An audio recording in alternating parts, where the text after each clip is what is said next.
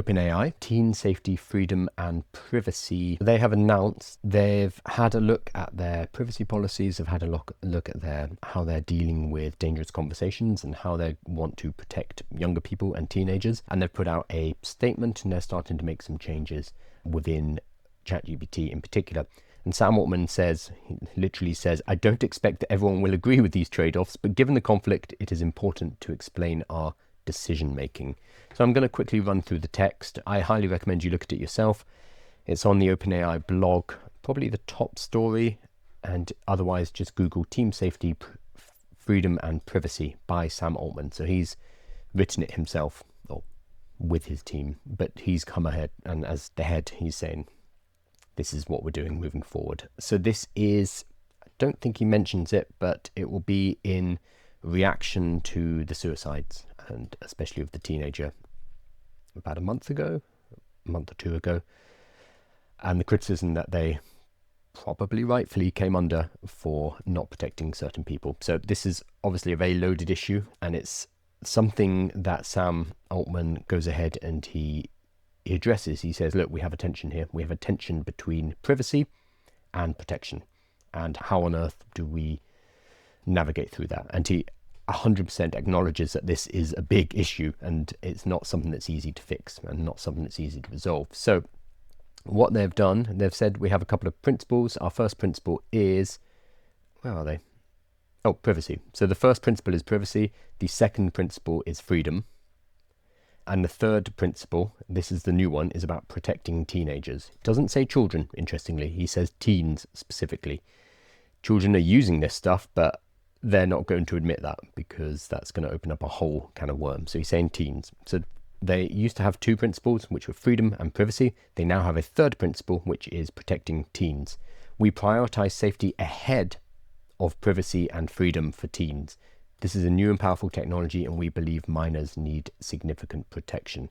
So this is the big headline here, is that in the case of teenagers, privacy and freedom are less important than their protection. So the teenagers using this service will lose freedom and they will lose privacy in order to protect them.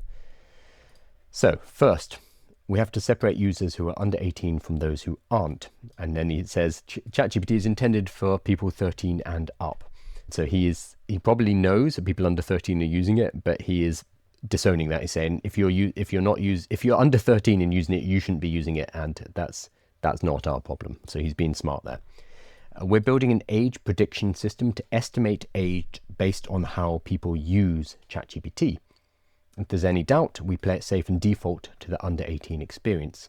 In some cases or countries, we may also ask for an ID. We know this is a privacy compromise for adults, but we believe it is a worthy trade-off.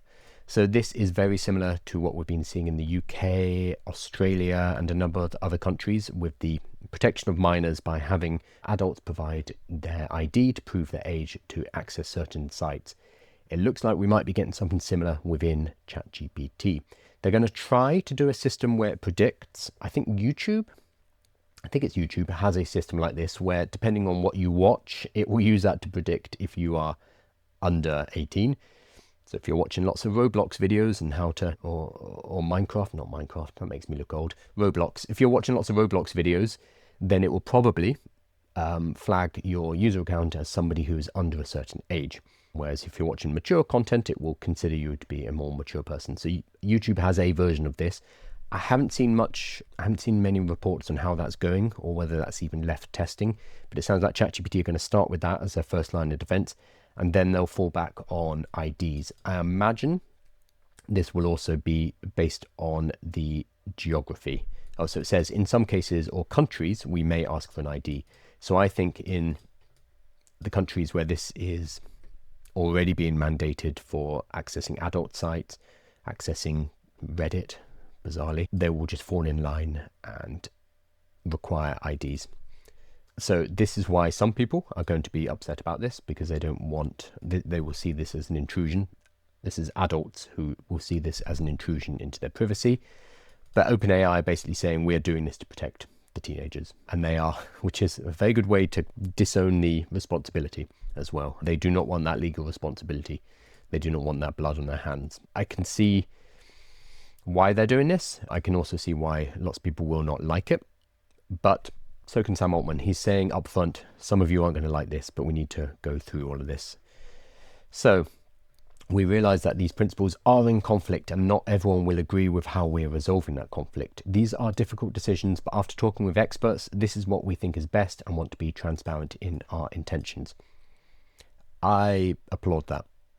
They know it's a complicated subject. They know it's not an easy one to fix, and they're saying, hey, we're doing our best here. We're doing what we can. You're not all going to like it. Sorry, there is no solution which everybody is going to be absolutely 100% okay with. So we're just having to make this decision. So what I did find interesting was the reaction.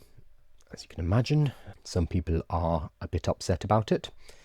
I thought this was an interesting one by a guy called Andrew. He says, Sam Altman, no one gave you the authority to decide what is safe, appropriate, and freeing for our teen-aged children. We, the parents, have the authority.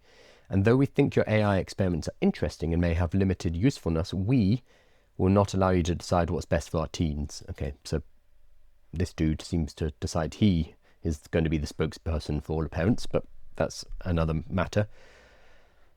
But I think this about no one gave you the authority to, we did by using ChatGPT.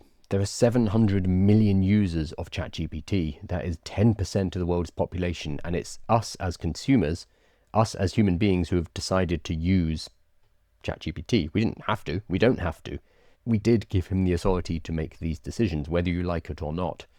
So I understand what he's saying is that we shouldn't be putting all this power into the hands of kind of these billionaires, these tech billionaires, but we have. And now at least Sam Altman is acknowledging that there's a problem. He's acknowledging that it's not an easy one to fix, and that he's putting forward a solution and saying, hey, you're not all going to like this, but this is what we've decided. And again, if you're not happy with that, don't use ChatGPT. Simple. It's a product. You don't have to use it if you don't want to use it. So I disagree with Andrew here, and I think that Sam Altman is in a difficult position, and I think he's put forward probably the best response he can, and I'm sure they've thought about this long and hard over the last few weeks. So I applaud it, but I'm sure there are going to be people who are furious about their